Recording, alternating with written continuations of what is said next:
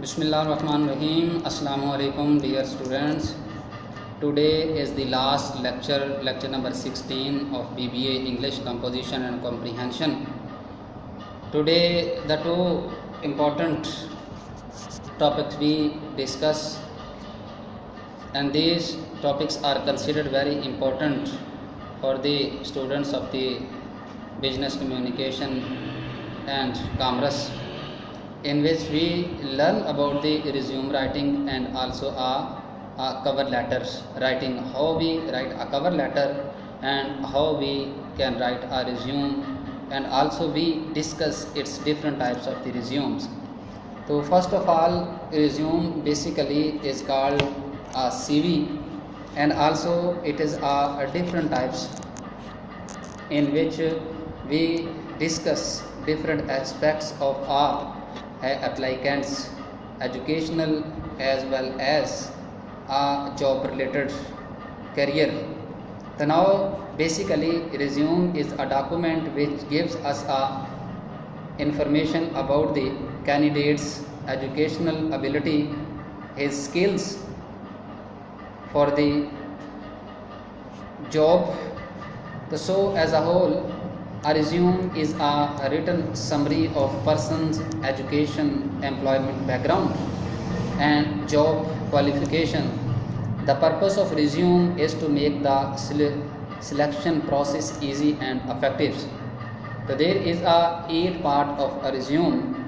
In the first part, opening sections in which you can also write a person's relevant detail, just like his name, father's name, genders, CNIC number, address, and nationality. He or she must written all these under a single title, that is the opening sections. Another second section is the education, in which he must write the education under this title, and it must be written in a descending order. A applicant must mention his higher qualification first, relevant university, and he must mention the year of passing the exam and then the division. And then on the second step, he must write the graduation from the relevant university year and also must mention the division, and then the intermediate. Just write the name of the board along with the years and division, and then the metric. And then the next part of the resume is the work experience. If he has any kind of the work experience, it is not necessary about the relevant, about the related to the job or the irrelevant, because he must mention. Even then, it may be another field of the jobs, other field of the work. So as a whole, he must mention any kind of the work experience. And now he must write the relevant skills. If he has any kind of the skills about the related job, he must mention very comprehensively. And now the next section that is called to the activities and the skills. During a curricular activities in educational tenure, if any students had been a member of any literary society and be member of the cricket team, any kind of the teams, badminton, hockey, football, and he must mention in this sections activities and the skills. And then a student must also give his personal data and what kind of his desires, passions, and what kind of the intention, if he has given a chance under such kind of the title, so what kind of the efforts he will be made and what kind of the intentions he has done to complete this task. So now the last part, in which he must mention the references if required. If the references are asked, he must mention in this way.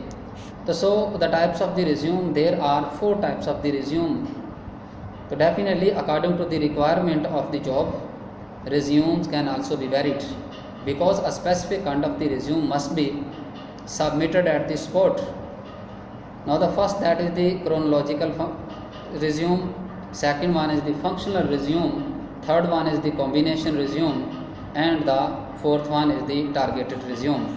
So now in the chronological resume, this resume consists of work history starting with most recent job down to your earliest.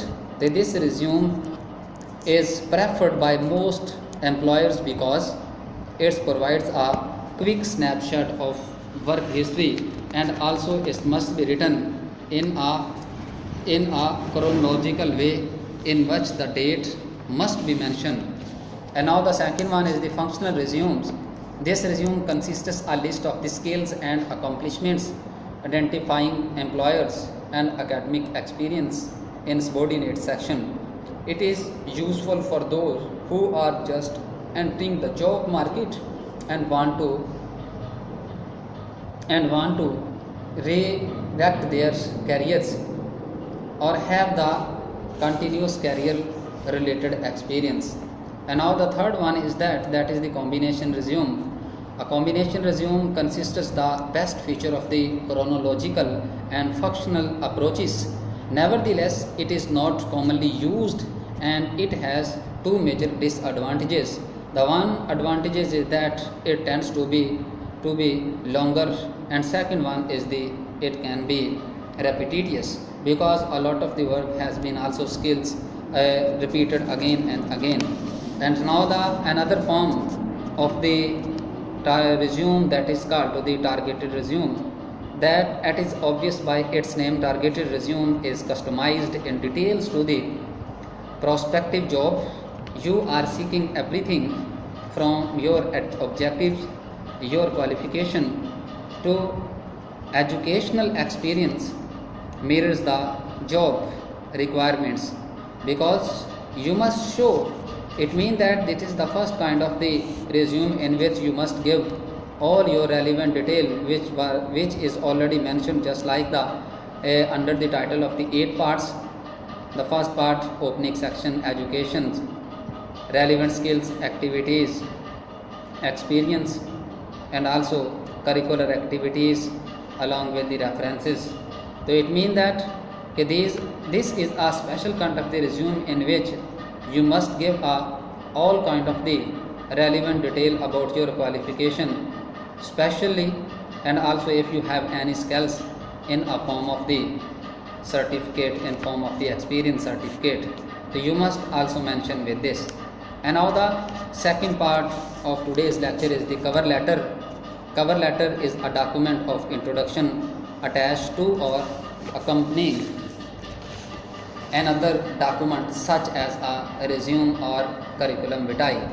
So now it is obvious that a covering letter is a single document in which all kind of the achievements which can also be in a different form, in a form of the educational transcripts, writing samples, and also veterans documents, performance documents, and also any kind of the certificates which were also given by the any additional personality in a form of the certification, and then the portfolios, preference list, and also the letter of the recommendation.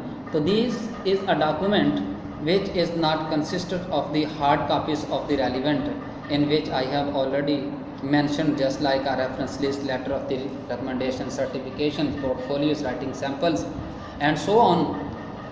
So you must write in a single paper in a form of the resumes, and you can also mention these kind of the this kind of the document which consists the relevant detail of different kind of the documents in a form of the information under a title of the covering letter. So this is a brief note of your educational career and other experience skills, if you have any activities and the extra curricular activities during your session of the studies. So it is a written proof on a single paper which consists of all relevant documents which can also be required at the spot and can also be required occasionally. If required, so you must mention the hard copies of all the relevant documents. If not required, so it is now the cover letter is a synopsis of all your educational documents and also in a form of the certificates which consists of the educational transcripts, writing samples, veterans documents, preference slips, and so on.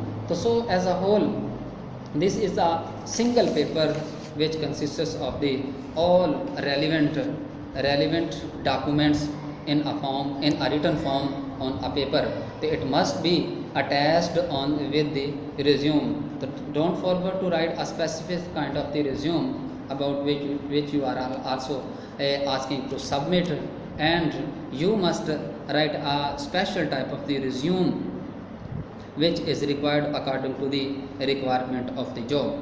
So because definitely a covering letter is a single document which can also be attached with the chronological resume, targeted resumes, functional resumes, and also a combination resume. So in this way, this can be considered as a double document.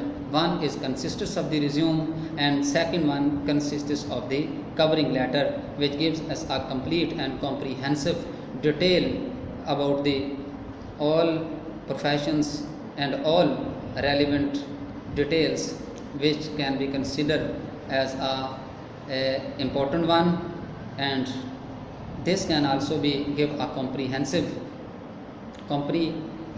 proof of his all kind of the activities which were done by the students during the educational sessions and also in a way of the curricular and non-curricular activities. Thank you so much.